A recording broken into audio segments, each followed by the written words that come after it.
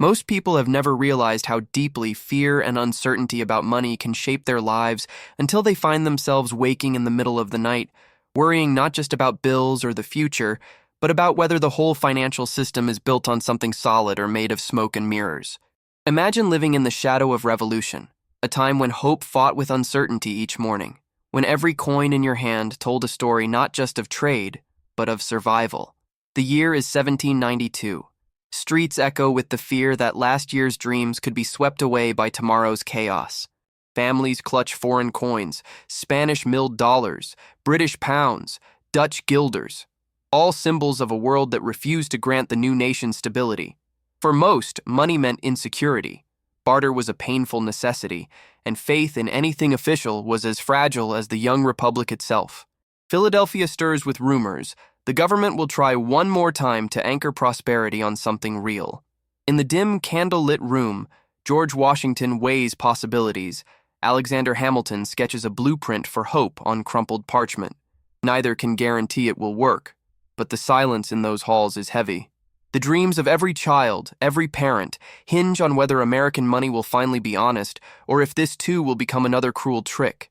There comes the promise, a law called the Coinage Act of 1792, claiming to be simple, a mint, coins, a decimal system.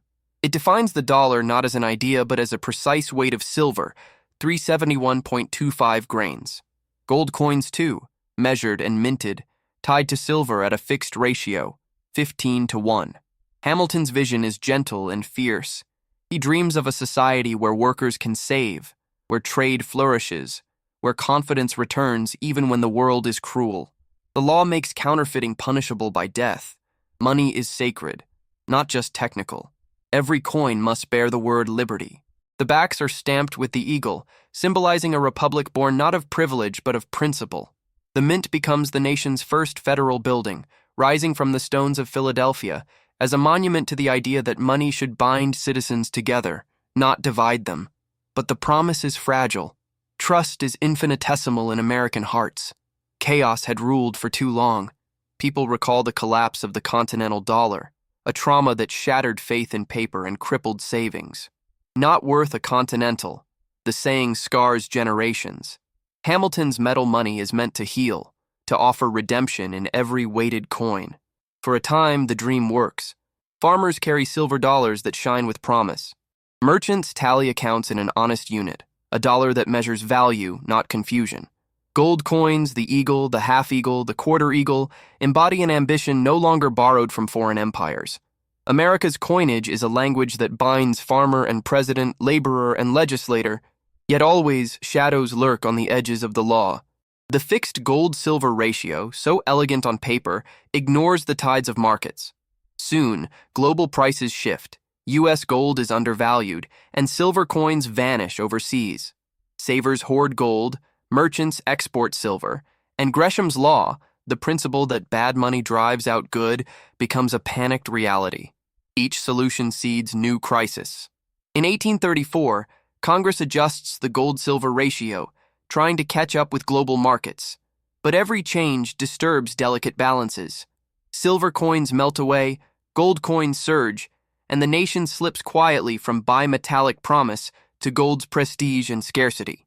By mid-century, the discovery of California gold floods markets, sparking inflation and unease. Paper promises, the greenbacks, arrive with the Civil War, breaking the old contract. Suddenly, the government must choose survival over principle, and metal-backed honesty gives way to expedience. The consequences are instantaneous and shattering. Soldiers are paid in notes that lose value with every day. Savings vanish, prices spiral, and the gap between those who hold gold and those who work for wages grows to a chasm. Wall Street speculators, perched close to the government's new money spigots, grow rich while families fall further behind. The moral contract, the belief that money embodies trust, not power, frays and strains. After the war, the debate turns ferocious. Farmers and laborers demand soft money, greenbacks, easy credit, relief from crushing debts. Bankers and industrialists demand a return to gold, hard money that protects wealth from inflation. It is not just technical, it is moral, echoing the old vision that money above all should be fair and honest, In 1873, Congress quietly demonetizes silver, the infamous crime of 73. The dollar is now tied only to gold. A dream dies, silver coins become scrap, debtors are crushed, deflation rules, and a monetary system meant to serve the people drifts into the hands of those who control gold, who set the terms, who wield invisible levers. Rage burns throughout the nation. The late 19th century is haunted by populist fury and heartbreak. Movements demand free silver, willing to overturn everything for responsiveness and justice. William Jennings Bryan's Cross of Gold speech electrifies the nation. You shall not crucify mankind upon a cross of gold. But the gold standard wins, and with it, the notion that control over money means control over destiny. The mint churns out coins tied only to the yellow metal. Farmers lose ground, debts increase, and the country's dream of honest, accessible money fades in the face of relentless power.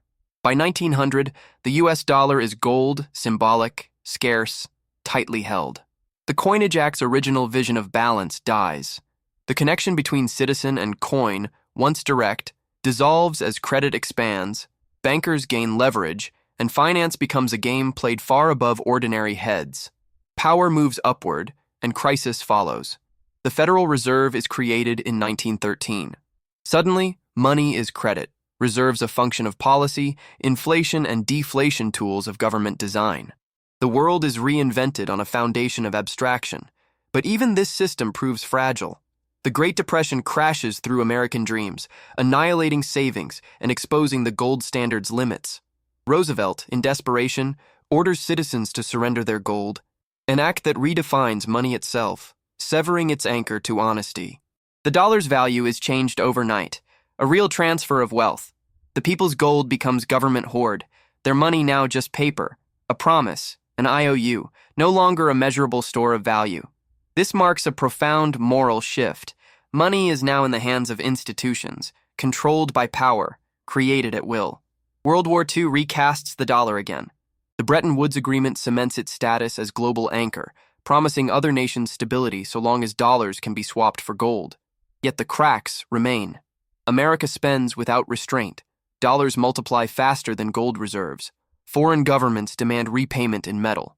Gold flees the treasury, confidence frays, and in 1971, Nixon cuts the final tie. The dollar becomes pure fiat, a floating abstraction supported by faith alone. The story of sound money, of coins weighted in metal, is swept away with a signature. Inflation now creeps as a silent predator. The purchasing power of the dollar drops year after year, its original worth diluted by policies that enshrine manipulation and reward those close to money creation. The death penalty for debasement becomes policy, praised as stimulus and progress, celebrated for the boom while the erosion hides in the shadows. The dollar, once stable, honest, and fair, is now a tool of leverage, a device for shifting wealth invisibly upward.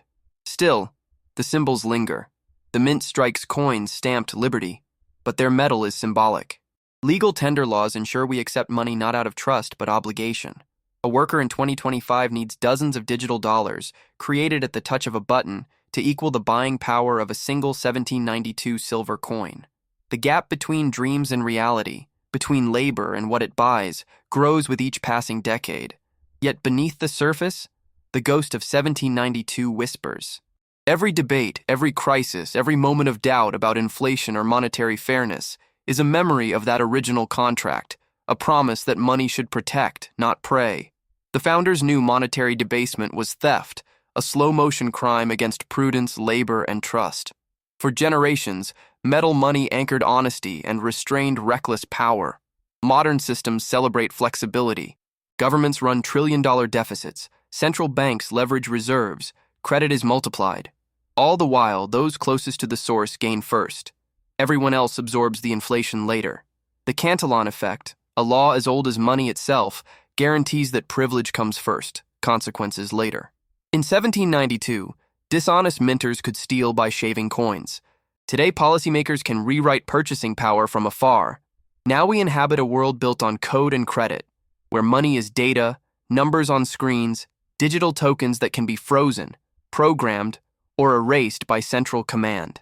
The ancient principle that your money is your property teeters before systems that could, in theory, rewrite rights with a software update. Yet nations that once ridiculed gold quietly stockpile it now. Cryptocurrencies surge with demands for independence, for a new form of monetary justice. Ordinary people, squeezed by relentless price hikes and digital control, begin to ask real questions. What is value? Who controls it? Is my labor truly mine, or is it borrowed against an eroding future? Monetary systems do not collapse when numbers fail. They collapse when fairness vanishes.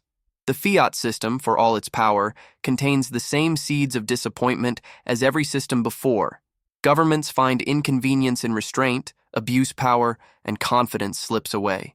Empires throughout history have learned this lesson with brutal justice. Rome, France, Weimar Germany, each thought itself clever, untouchable, until the market's faith died and collapse followed. Today, as the next chapter unfolds, central bank digital currencies, global competition, rising populist anger, the story is written not by politicians or bankers, but by the people who feel its consequences in every meal skipped, every lost dream, every unexplained price jump. The Coinage Act of 1792 was meant to empower, to build trust, to protect against tyranny. Its message is not obsolete. It is more urgent than ever. The founders never could have imagined a world of algorithmic finance or high-frequency trading, of tokens and decentralized ledgers. But they would understand the stakes. When money ceases to serve the people and becomes merely a lever for power, collapse is certain whether it parades as progress or disaster. Wealth concentrates, trust erodes, and meaning vanishes. The greatest risk is not financial ruin, but loss of soul, the feeling that each person matters, that labor holds worth, that dreams find a home. As the video draws you deeper, pause for a moment. Have you ever felt powerless as your savings shrank, as the system shifted beneath your feet? Have you watched opportunities fade with every policy update, every new regulation, every uncertainty about tomorrow's paycheck? The pain is real, and it is shared across this nation and beyond. You are not alone. Write in the comments, "I just want my money to mean something." The act of sharing is itself a rebellion, a demand that this community remembers what leaders have forgotten, that your story helps another fight their own quiet battle. The true inheritance of America's money law is not coins or policies, but an emotional contract. It says your effort should be rewarded honestly. Your dreams should not be suffocated by games of leverage. Your future should not hang on distant calculations. Every dollar should mean something, something real, something earned, something sacred. In a world where trust is the ultimate casualty, where every inflation chart, every debt spiral, every erased norm is a betrayal, the legacy of the Coinage Act stands as both monument and warning. It is a reminder and a roadmap, a plea woven into national memory to reclaim the power that comes not from control, but from fairness. If you have journeyed this far, know that this space exists to bring peace, clarity, and dignity to every person overwhelmed by the fog of financial change. Subscribe.